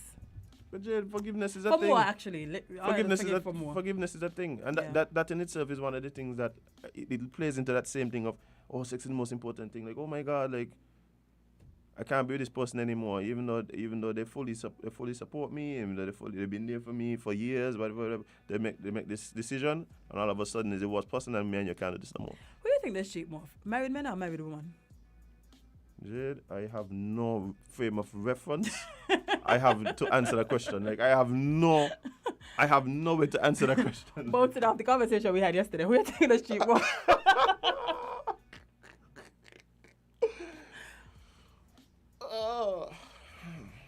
I really have no idea. I really have no idea because, well, yeah.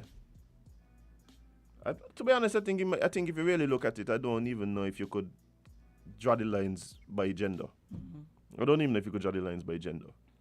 I think a lot of time we draw the lines for certain things by gender, like we were discussing earlier, which really and truly gender ain't the determining factor to begin with. No. You know? It's definitely not. Then we start going up talking about why there isn't more female construction workers, and perhaps the reason isn't just because they're women. Hold on, but what's the issue with a man having more than one woman in the Bible? One man have so many wives and no problem. I don't know who said it was an issue. I mean, I don't have an issue with that. Well, you know. As a matter of fact, I keep telling people the wisest man, Solomon, had 700 of them. And if you're trying to tell me one of the reasons why he wasn't the wisest man wasn't, I don't think he You had. think he was one of the wisest because he know? No. I believe, right? I'll be honest. You see all these stories we have of Solomon making the decisions on how to lay down the law, right?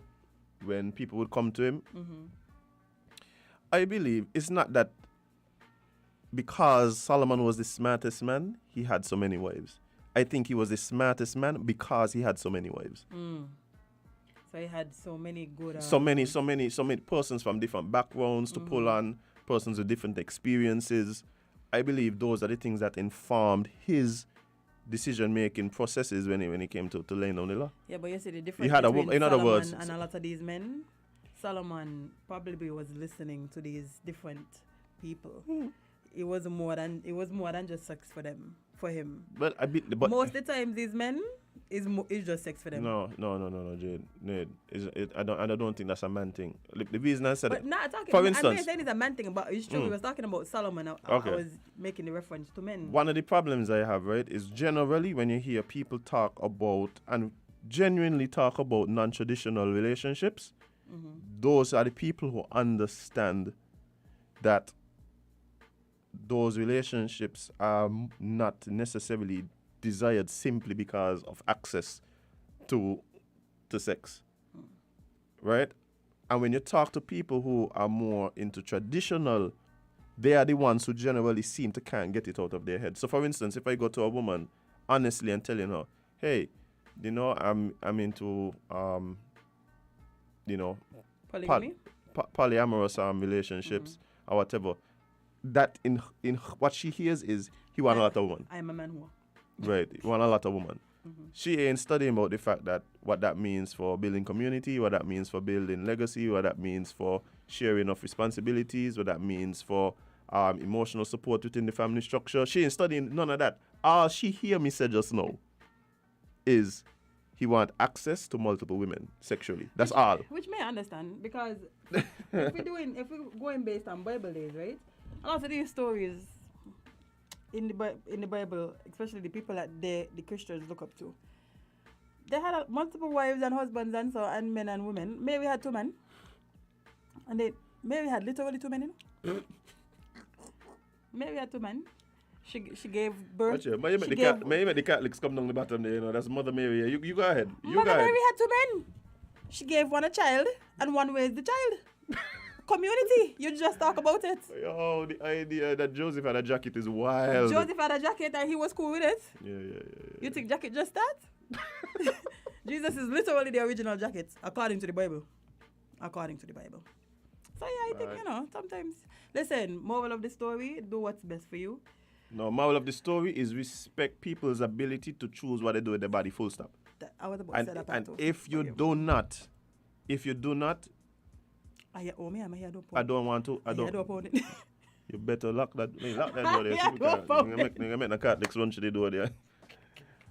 And if you refuse to respect anyone, whether it is your significant other, your spouse, if you do not respect those people's choices, then there must be hells to pay. There must be hells to pay. You can't just feel because you're married to somebody that you're allowed to just take what you want from them because you somehow feel in your head once you sign on that dotted line, when you sign that legally binding contract, that person belongs to you. Yeah, maybe the person we're holding it because you are not worthy. What about that too? Maybe you just want. You're not worthy. I'm so pissed that time is finished. But that's a big factor. People just feel like because you are in a relationship, that once you're in the relationship, you have to stop acting like you have sense. And things are supposed to just happen. No, that's not how it works. You don't stop acting like how you were acting when you wanted to get this person because you have them now. That don't make no sense to me. But people just need to respect people's boundaries. Oh my God! Somebody just call me a heathen. No, but I'm not a heathen. For you to be a heathen, you have to be. Anyway. I mean, I don't think I don't think there were people moving right now. Hidden is even a bad word. Nope. I remember one time this lady called me a pagan. Oh. For sure? And I was like, pagan culture ain't too bad. If you really think about the dynamics now. Since we... They had jiggy jewelry, they had a lot of dancing. Listen. A lot of celebration. Things could be worse. I mean, me really done with the rum drinking, but they had a lot of fun. Yeah. I don't tell you, for sure, right? Men in the front of the line to go hell.